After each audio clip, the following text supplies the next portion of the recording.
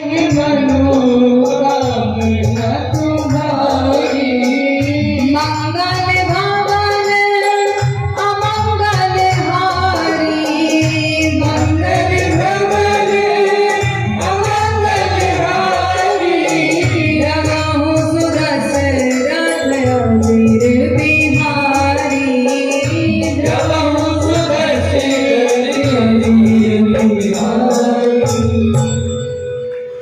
तो रुक्मणी जी ने या सीता जी ने जब पत्थर की मूर्ति की पूजा की थी तो पत्थर की मूर्ति भी बोल पड़ी थी। लिखा है, बोले खसी माल मूरत मुस्कानी, माला खिसकी और मूर्ति मुस्कुराने लगी, यानी मूर्ति आशीर्वाद दे रही है।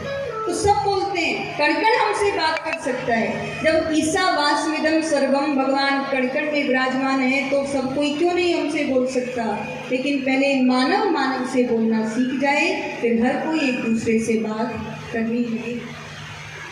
लेकिन व्यास जी के ऊपर पुत्र का भूत सवार है, पुत्र का मोह सवार है, इसीलिए उन्हें ज्ञान की बातें अच्छी नहीं लग रही हैं। परम ज्ञानी है व्यास जी, लेकिन इस समय उनका विवेक भी नष्ट हो गया, इतना मोह पुत्र से हो गया।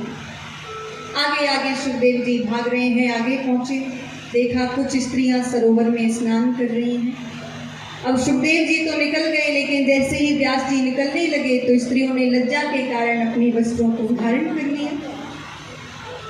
व्यास जी ने कहा कि महाराज हमारा इतना बड़ा बेटा निकल गया, तब तुम्हें लज्जा नहीं हुई, और हम बूढ़े को देखकर तुम लज्जा करती हो। स्त्रियों ने समझाया, महाराज आपका बेटा इतना बड़ा ब्रह्म ज्ञानी है कि उसे कोई संसार का ज्ञान है ही नहीं। यानी सुखदेव जी ज्ञानी तो हैं, परम ज्ञानी है, लेकिन सांसारिक कोई भी ज्ञान नहीं है। सुखदेव जी को नहीं पता वस्त्र धारण करना क्या होता है, निर्वस्त्र होना क्या होता है। क्यों?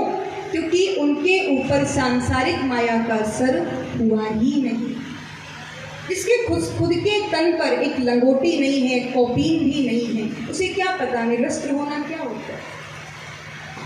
जो माया में है उसे सब पता है, जो माया से परे उसे कुछ नहीं पता। इतनी सी बात व्यास जी को और स्त्रियों ने समझा दी।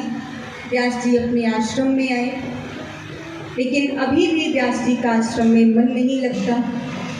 एक वेद के 4 वेद बना दिए, इतिहास पुराणों की रचना कर दी, लेकिन फिर भी उनके मन को शांति नहीं मिली। नारद जी को पता चला, नारद जी आए। नारद जी ने व्यास जी से शांति का कारण पूछा। व्यास जी बोले, महाराज एक वेद के 4 वेद बना दिए, इतिहास पुराणों की रचना कर दी, फिर भी मेरे मन को भी शांति नहीं मिल रही है, आप ही कोई उपाय बताओ। तब नारद जी ने उन्हीं 4 श्लोकों में भागवत का उपदेश दिया और अपने पूर्व जन्म की कथा सुनी। इसको हम चतुश्लोकी भागवत भी बोलते हैं, यानी केवल 4 श्लोकों में आप संपूर्ण भागवत को श्रवण कर सकते हो, ऐसी भागवत की महिमा है। तो उन्हीं 4 श्लोकों में नारद जी ने व्यास जी को भागवत की कथा श्रवण कराई, अपने पूर्व जन्म की कथा भी श्रवण कराई। नारद जी बताते हैं कैसे वो उनकी माँ दासी थी, अपनी माँ के साथ संतों के आश्रम में रहते थे, संतों की सेवा करते थे। लेकिन कुछ संतों की संगति मिली, भगवान की भक्ति की संगति मिली, तो वही नारद जी उस भक्ति के कारण नारायण के पुत्र, ब्रह्मा के पुत्र नारद बन गए, केवल संतों की संगति और भक्ति के कारण। तो नारद जी कहते हैं, कैसे आपको शांति नहीं मिलेगी? जिस चीज का आप निर्माण कर रहे हो उसमें कुछ ऐसा डालो जिससे सबका कल्याण हो, केवल अपना हित मत देखो, सबका हित देखो। नारद जी महाराज वहाँ से चले गए। व्यास जी को समझ में आ गया और तुरंत व्यास जी ने सुंदर भागवत रूपी ग्रंथ की रचना कर डाली। उन्होंने भागवत में 335 अध्यायों को डाला, 12 स्कंद को डाला और 18,000 श्लोकों को डाला। इन सब के साथ सुंदर भागवत का निर्माण हुआ, प्रादुर्भाव हुआ।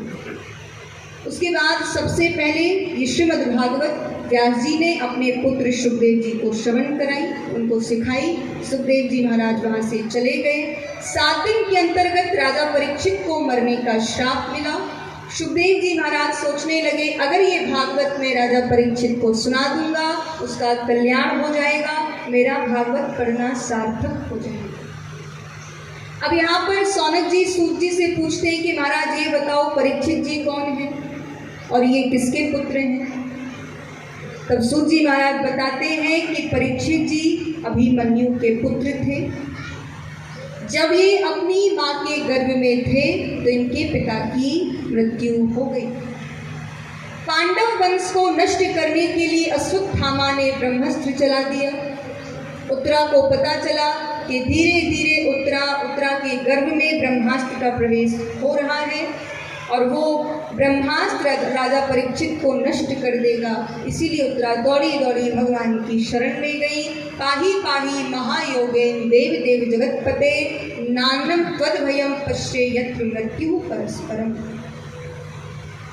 उत्तरा भगवान के चरणों में साष्टांग गिर पड़ी, प्रभु पाही माम रक्षा करो रक्षा करो। ये ब्रह्मास्त्र चाहे मेरे राज्य को नष्ट कर दे, सारा वैभव सारी धन संपत्ति को नष्ट कर दे, चाहे मुझे ही नष्ट क्यों ना कर दे, लेकिन मेरे गर्भ में जो 6 महीने का बालक है प्रभु आप बस उसकी रक्षा कर लो। अगर वो नष्ट हो गया तो इस वंश में आपकी भक्ति को कोई आगे बढ़ाने वाला नहीं होगा, आपकी भक्ति का विकास नहीं होगा अगर राजा परीक्षित नष्ट हो गए। भगवान ने भी देखा उत्तरा मेरी ही शरण में आई है तो मुझे इनकी रक्षा करनी चाहिए। तुरंत भगवान ने अंगूठे इतना आकार बनाया, इतने से भगवान बने हैं और भगवान ने उत्तरा के मुख से गर्भ में प्रवेश किया और गर्भ में जाकर के भगवान ने चतुर्भुज रूप में राजा परीक्षित की रक्षा की, ब्रह्मास्त्र को वापस लौटा। तो राजा परीक्षित इतने सद्भाग्यशाली थे कि अपनी माँ के गर्भ में ही भगवान के चतुर्भुज रूप के दर्शन प्राप्त हो गए, दर्शन कर लिया। उस रूप का दर्शन किया जिसका दर्शन करने के लिए बड़े बड़े ऋषि मुनि करोड़ों वर्षों तक तप करते हैं, तब भी झलक नहीं देखने को मिलती। लेकिन राजा परीक्षित का सद्भाग्य देखो, कुंती बुआ दौड़ी दौड़ी आई, भगवान के चरणों में गिर पड़ी। भगवान ने कुंती बुआ को भक्ति का वरदान दिया। उसके बाद भगवान कई देशों को पार करके हस्तिनापुर में पहुँचे हैं। द्वारिका वासियों को पता चला भगवान का आगमन हुआ, समस्त द्वारिका वासियों ने भगवान का स्वागत किया। उसके बाद भगवान अपने माता पिता के महलों में गए। भगवान ने अपने माता पिता को प्रणाम किया। तो माता पिता को प्रणाम करना ही चाहिए, इससे जीव की 4 वस्तुएं बढ़ती हैं, आयु विद्या यश और बल। भगवान श्री राम भी अपने माता पिता के चरणों में प्रणाम करते थे। इसीलिए लिखा है प्रातः काल